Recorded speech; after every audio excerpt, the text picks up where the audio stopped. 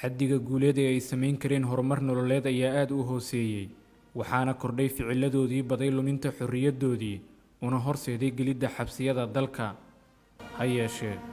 wixii dhacay meertadoodii xabsiga dhexe ayaa beddelay fikirkoodii nololeed ee jihada qaldan ku socday waa cusub oo ka dhigay heybadlayaal leh xirfado ay dugaashadaan ayaana u baryay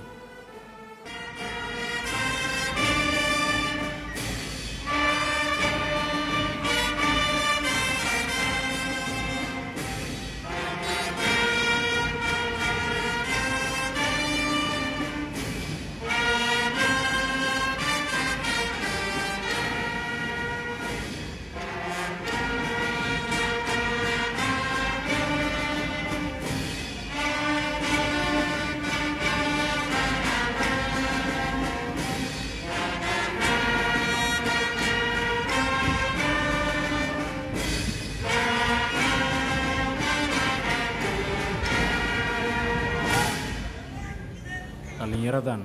oo dariiqa cadaaladda ku galay xabsiyada dalka waqti ka mida noloshoodana ku qaatay halkaasi maanta waa xirfadlayaal ay shaqaalaysiintooda ku loolamayaan hay-adaha dowladda si ay uga faa'iidaystaan mihnadooda shaqo ee la baray muddadii sanadka iyo dhowrka bilood aheyd ay ku jireen xabsiga halkan waxaa hortiina fadhiya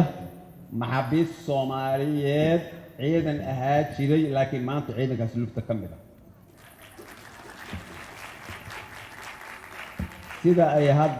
sida hadda aad indhihiina ku arkaysayna maanta dalkanu waa u baahan yahay shalay hadday dad qariban ahaayeen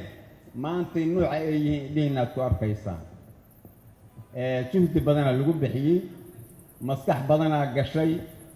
dadaal badanaa galay maanta indhaha dalka iyo fayooraha dalka inay noqdaan baan rajaynaynaa idinkaana qiimayn doona dhalinyaradan oo qaarkood weli ah maxaabiis ku jira xabsiga dhexe isla markaana wax ku barta qaarkoodna helay cafis madaxweyne ayaa halkan oo ah xarunta golaha murtida iyo wacyigelinta dadweynaha ee tiyaatarka qaranka waxa ay ku soo bandhigeen tijaabo ay ugu diyaar garoobayaan ka qayb qaadashada dabaaldegyada maalmaha xorriyadda iyo midnimada qaranka ee nagu soo fooda leh waxaana goobjoog munaasabadan ka ahaa mas'uuliyiin ka tirsan guddiga qabanqaabada toddobaadka xorriyadda iyo midnimada qaranka oo halkan aad ula dhacay bandhigga cajiibka ah ee dhallinyaradani soo bandhigeen madaxweynaha jamhuuriyadda federaalka Soomaaliya mudane Maxamed Cabdullaahi Farmaajo ayaa lahaa hal abuurka iyo hirgelinta barnaamijkan waxaana fuliyay taliska ciidanka asluubta Soomaaliyeed mashruucan haddaan background kaga sheekayo mashruuc waxa uu fakaray oo maskaxdeeda iyo fikirkeeda uu lahaa madaxweynaha jamhuuriyadda federaalka Soomaaliya asaga ii yeeray asaga fikirka ii keenay oo yiri waxaan rabnaa mashruucaas ma fulin karnaa oo dhalinyarada halkan xabsiga ku jirta wax ma bari karnaa wixii qalaba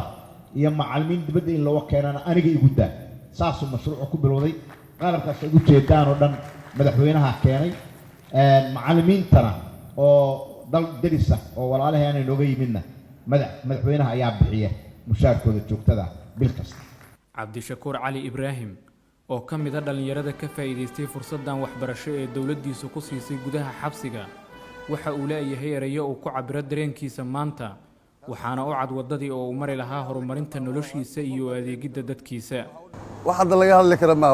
qof walba dareemi karo waxa u dhaxeeyo qof walba dareemi karo waa maalin isleedahay maanta magaaladii waa ka xarootay ee xarooshadii meel mar waxa jirto oo adiga shar ah u maleynaysid oo khayr ku ah sida hadda oo kaleeto waa maalintii la sii waday oo iridii leega sii gelinay la sii garan aadan u murugeysnaa maantana aadan u faraxsanahay oo xabsiga gudihiisa waxaan ku helay waxbarasho qalab oo madaxweynaha nooga imaaday madaxweynaha mudane Maxamed Cabdullaahi Farmaajo oo soo hindisay barnaamijkan si qaas ah aan ugu mahad celinayaa uma arko xilli adag oo soo maray noloshiisa waqtigiisii xabsiga dhexe waxa uu se uga dhigan yahay waqti fursad loo siiyay waxbaridda naftiisa hadda xabsiga marka aan ka soo baxay oo 6 Abriil aan ka soo baxay markii aan soo baxay hadda jaa fankii waa qalabkayga aan wataa fankii waan ku dhex jiraa mideeda kale oo jirto heesa hadda aan soo tumay hadda la ii soo tumay oo la ii diyaariyay oo aniga aan diyaariyay oo mar dhow aan jeclahay inay bannaanka u soo baxaan. toddobaadka xorriyadda iyo midnimada dalka oo maalmo kooban inaga xigaan ayaa la filayaa in dhallinyaradan helaan dhammaantood cafis madaxweyne kana mid noqdaan adeegayaasha qaranka.